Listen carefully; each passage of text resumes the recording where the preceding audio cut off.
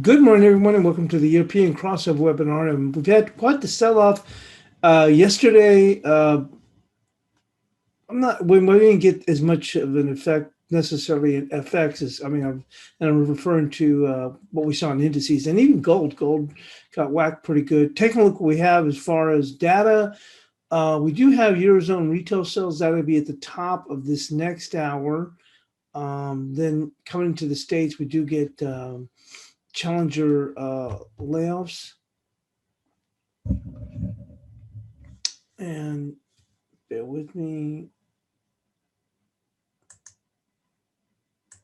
I don't know if you heard that. The squawk guy came in pretty loud.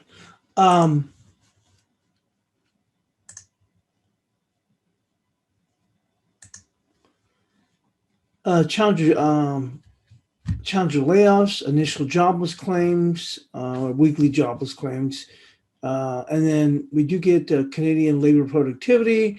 Durable goods and factory orders will be out at 10 a.m. Eastern. And let's move this out of the way.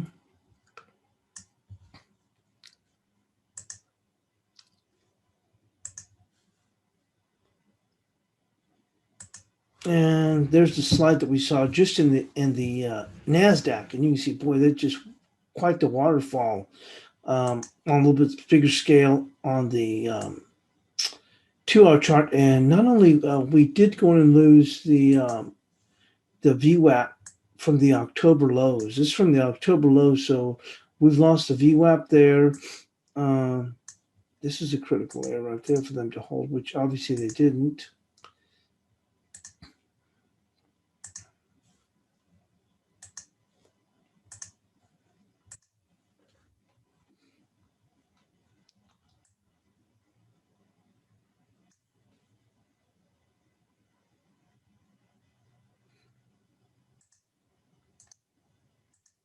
There we go. And you can see even the most recent trend line, we lost that here also. Let's just go and extend that out.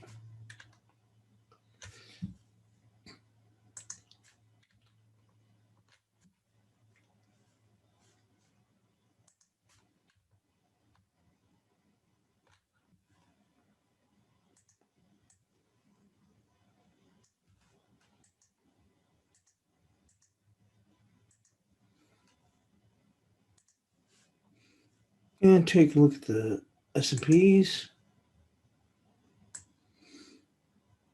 Pretty good drop down here. Also came right down to that area, which was 37.76, and decent little bounce off of that for now.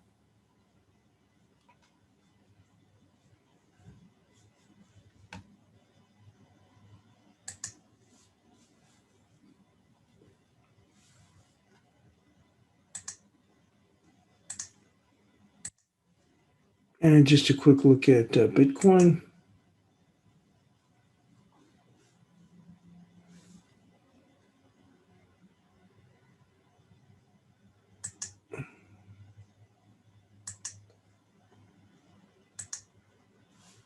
I actually had the data saved on this chart.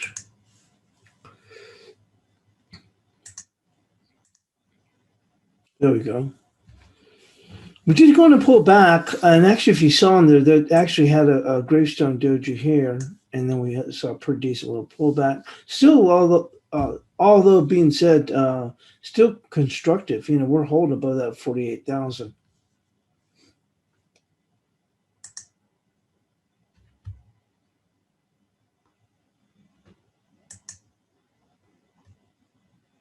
And we're starting to push up a little bit higher in Q. So with that being said, we'll take a look at the stories.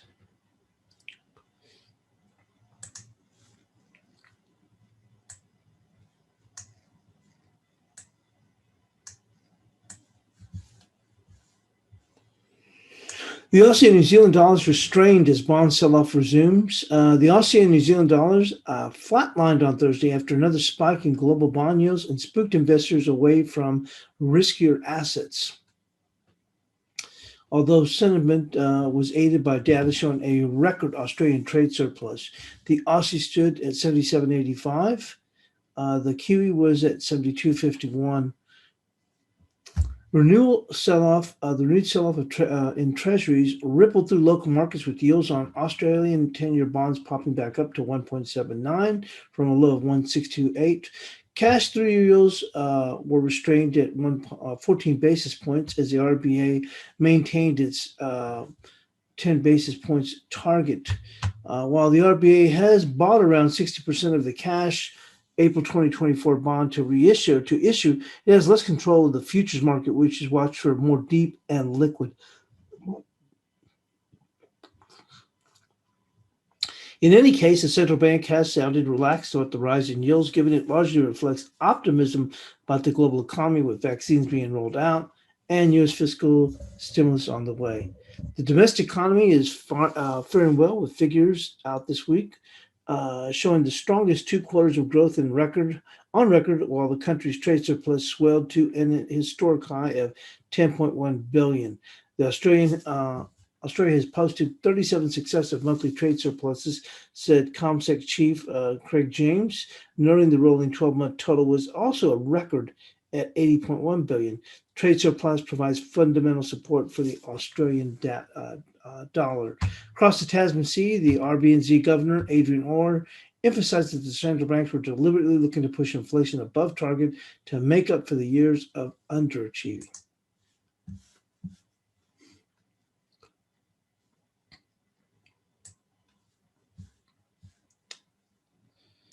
And rising Eurozone yields may reflect better growth and inflation per knot. The recent rise in the Eurozone borrowing costs may reflect improved growth inflation prospects, ECB policymaker Klaus Knott said on Thursday, weighing on the debate about the root cause of recent market turbulence. Some policymakers argue that the steady increases in bond yields in an unwarranted increase, while others may argue that it actually is a reflection of what is likely to be a robust recovery in both growth and inflation after the pandemic. I think the starting point should be that the rise in rates reflects better growth prospects and higher inflation expectations than that is a belief or that itself is positive, not told in an online event with Politico. The ECB will meet on March 11th, and policymakers are divided about whether to step up the flow of bond purchases to stem the yield rise. And lastly, the dollar holds nerve before Powell and Aussie and Kiwi rise again. The dollar hit a 7-month high against the yen on Thursday as a more orderly rise in U.S. yields and support ahead of a speech by Federal Reserve Chairman Powell may determine the trend for global markets and currencies. The dollar also traded near a 3-month high against the Swiss franc and held on to gains against most currencies as a renewed sense of calm in the treasury market underpinned sentiment. However, the greenback lost ground against the Australian and New Zealand counterparts as the traders who expect stronger global growth continue to stock up on commodity currencies. Investors are anxious to see if Powell expresses concerns about the recent volatile sell-off in treasuries and if there's any change in his assessment of the economy before the Fed's next meeting on March 17th. The dollar may extend gains versus the yen as treasury yields rise at a measured pace, but the greenback is likely to fall against currencies of major commodity exporters. The performance of the dollar will very depend on the currency, said Masafumi Yamamoto. Dollar yen looks well bid because of the yields and because Japan's economy is underperforming relative to the United States. But as long as commodity currencies rise, the dollar will weaken against commodity currencies. The pound stayed at 39.55. The benchmark 10-year yields edged up to 1.475. Caddick Sullivan treasuries from the start of the year on concerns of massive government spending to support the global economy may drive up inflation, culminated in 10-year yields to a 1-year high of 1.6140. The move was so rapid that the global stock markets and the dollar swooned against most currencies, but the greenback has since regained its composure as disorderly selling of treasuries ebbed for now at least. The dollar index was at 91 even. The Aussie dollar, which is often traded as a proxy for global growth because it's closely tied to commodities, recovered from early losses and rose to 77.99. The Kiwi, also closely watched, also firmed slightly.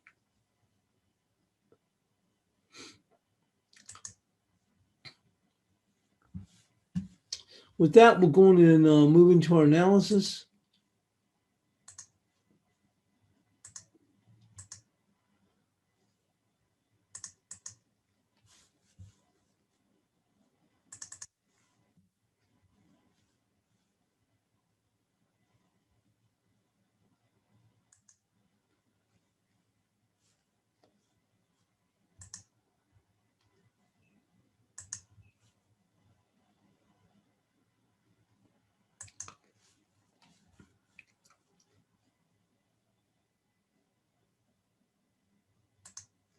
And going with the euro dollar here.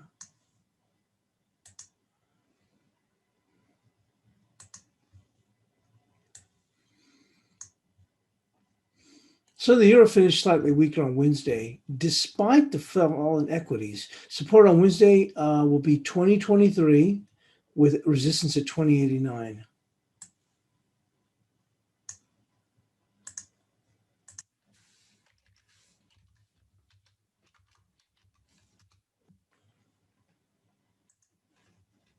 Moving on to the cable.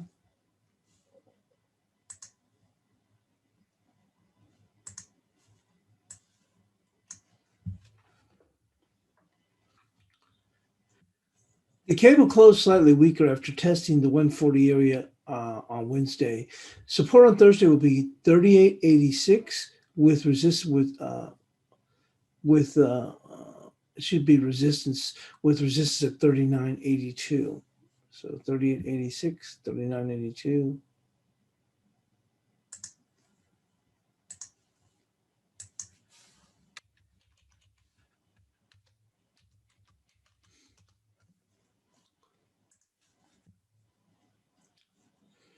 And on to the Aussie dollar.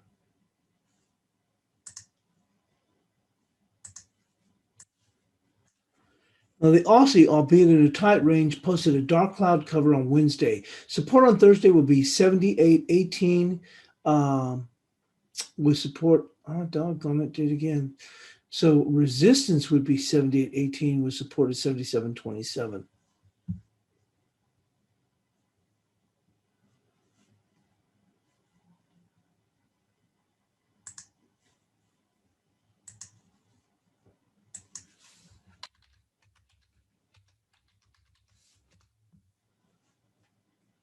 And moving on to the dollar CAD, actually the Kiwi.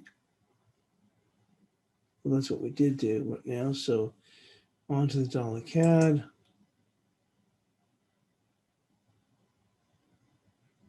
Oh, doggone.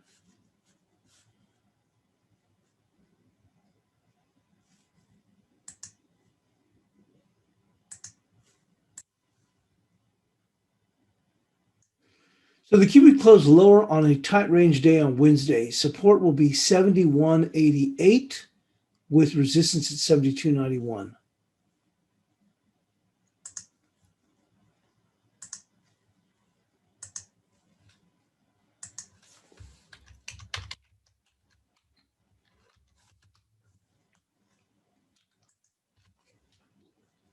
And moving on to the dollar CAD.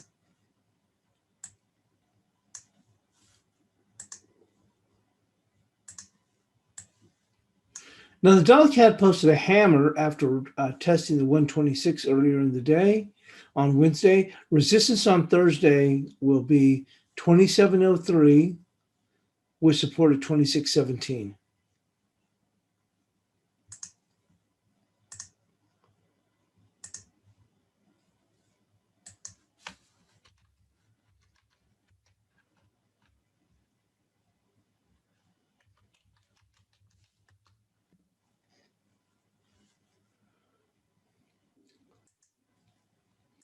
And the dollar peso.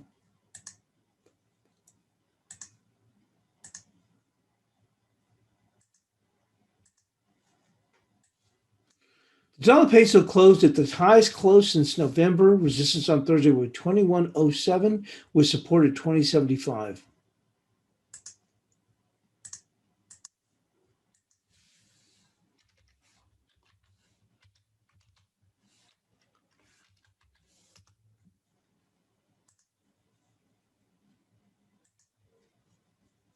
Dollar-yen continue to stay bid here.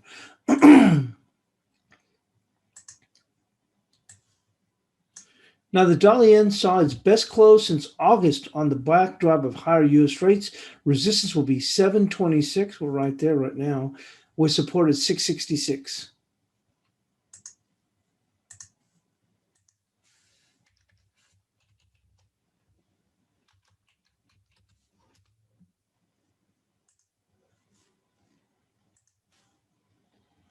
Onto the cash dollar index.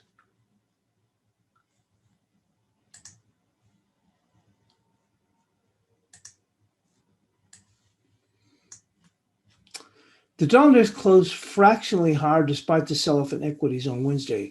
Resistance remains 91.12, which we're just above that. We're supported at 90.72.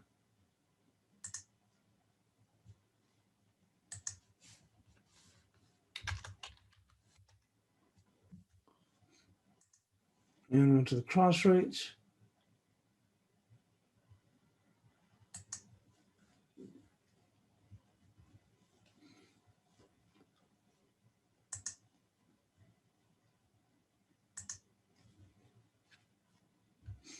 We had 78.17 for a high. That's going to remain the same. And the low is still also going to remain the same here. So trading relatively quiet here. Look at that yesterday. So trading once again quiet. Moving on to the euro pound. Same thing here. No movement. Look at this. Look how dead we are. We are just not moving at all.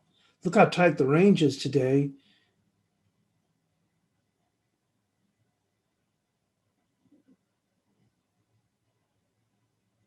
So we're trading in a 29 pip trading range. No, not even that. A 19 pip trading range.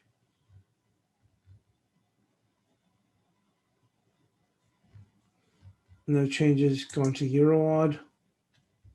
Same thing here in the Eurood. Relatively quiet. Look at this. We are at the moment engulfing this, but relatively quiet. We have support here at 54.01. That's still going to stay the same. And with resistance at 55.33. And that will remain the same. We actually got up as high as 55.38. No changes. Euro Kiwi, relatively quiet. Support we're looking for at 64.95. The low so far has been 65.60. So we haven't dropped very far at all. Actually, we can probably move it to right there to be 65.09.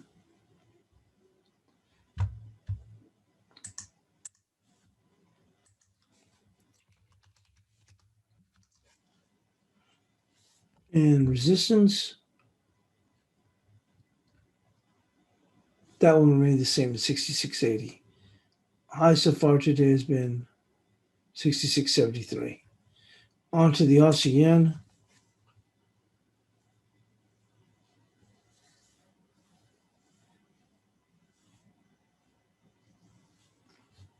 We had 83.78 and we've gotten as high as 76. So there's no change there since yesterday. And on the downside, 83.04. Same thing, no change. These markets have gone very, very quiet. Look at that.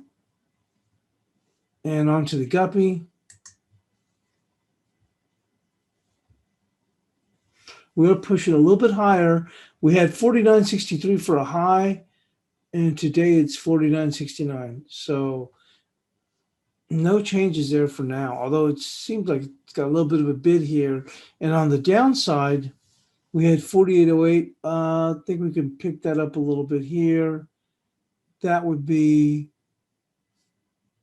and that's keeping it pretty low here. Actually, go right there, 48.43.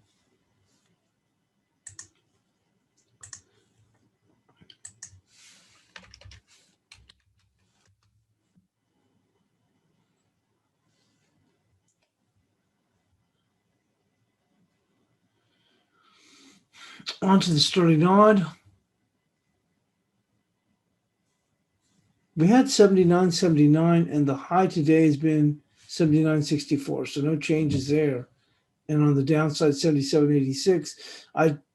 That almost seems like a little bit of a push at this point, so we'll go right here with 78.25.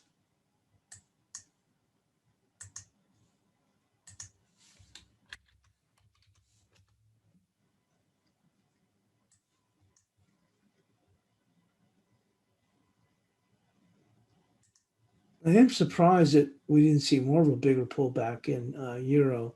Now we did have our support here at 2023, and we're trading a very tight range. So far, the low is 2030.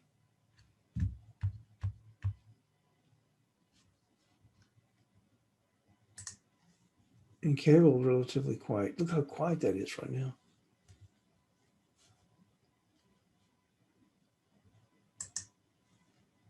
Remember says if we can look at platinum,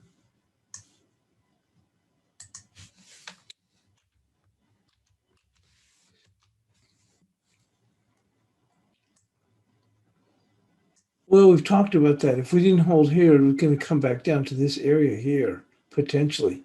That's 1137. So it was key. Remember, we need to get to that 1242.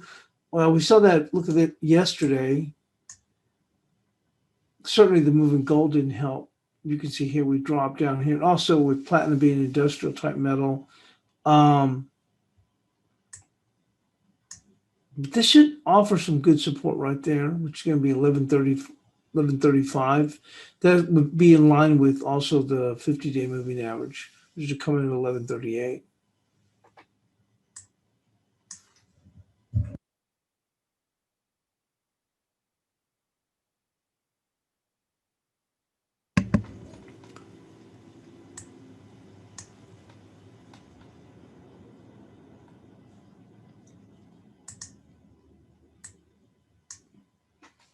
And speaking of which, we'll take a look at gold.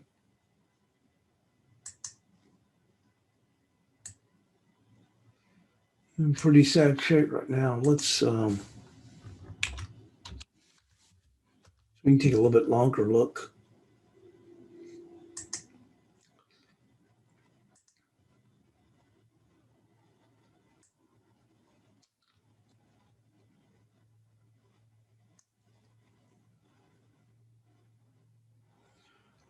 $16.66.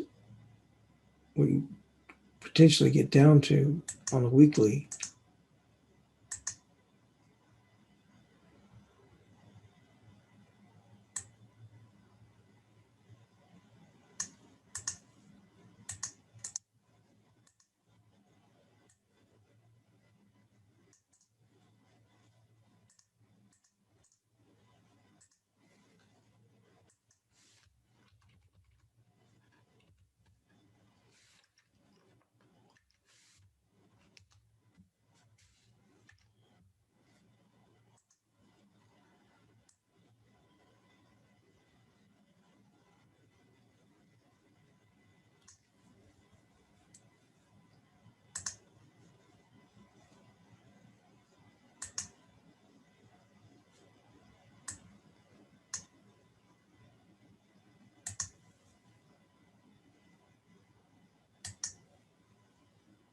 We've overshot the 127%. They tried to put in the lows yesterday at the 120%, 27%, and we did that defended it initially. But look, we've gone below that right now.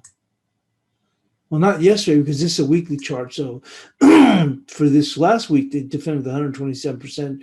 So the first person lower, and potentially it looks like they'll get down to 1666 in time. It would appear, at least that's where the next area for real support comes in.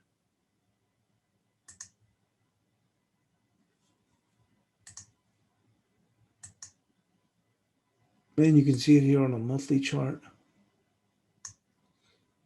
This high here is 1701, and they're currently at, they got as low as 1703.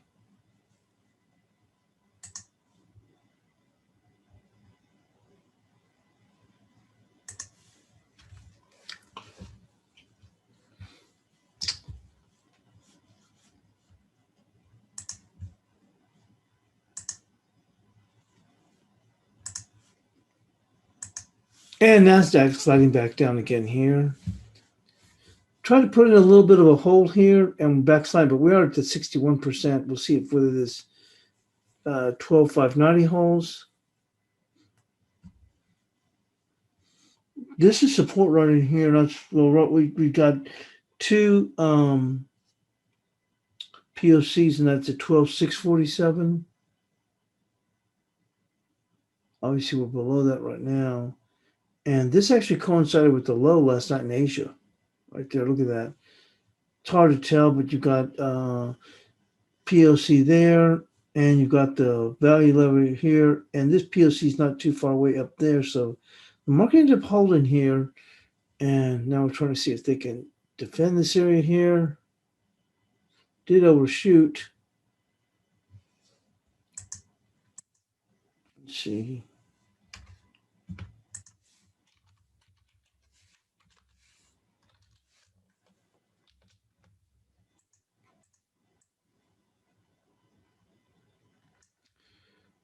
Market just kind of thrashing about trying to find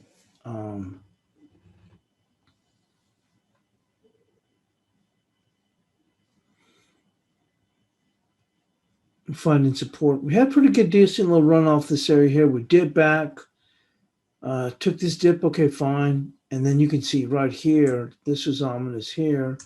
This one was a bearish dark cloud cover that opened the door for going lower. And now we're just kind of fumbling around, trying to find some type of support here. Potentially the market can still dip down here.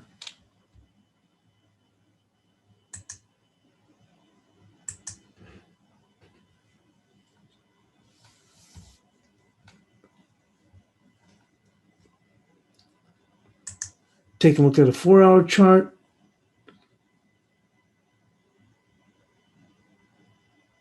Looks like we can still come down to that 12,586.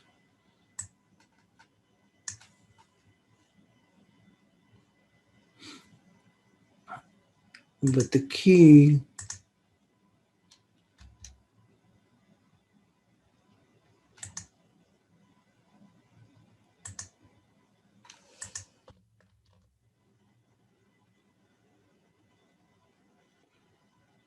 $12,570. We can just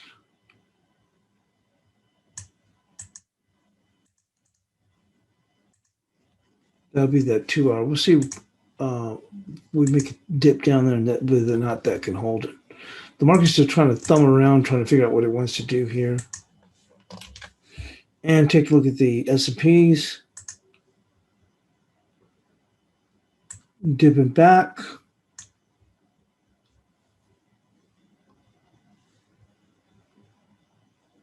Key for that's going to be 37.94.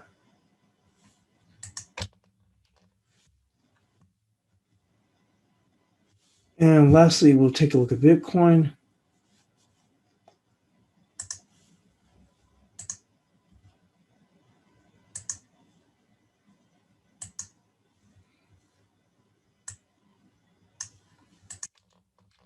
And area to hold, once again, is going back to this 48,000. And it looks like we'll probably, right here, it's above 48,000. Looks like we'll come down here and take these, take a few stops below that. Whether or not, here's the one key area for support here. Sure why it's not showing that. Because it's showing global.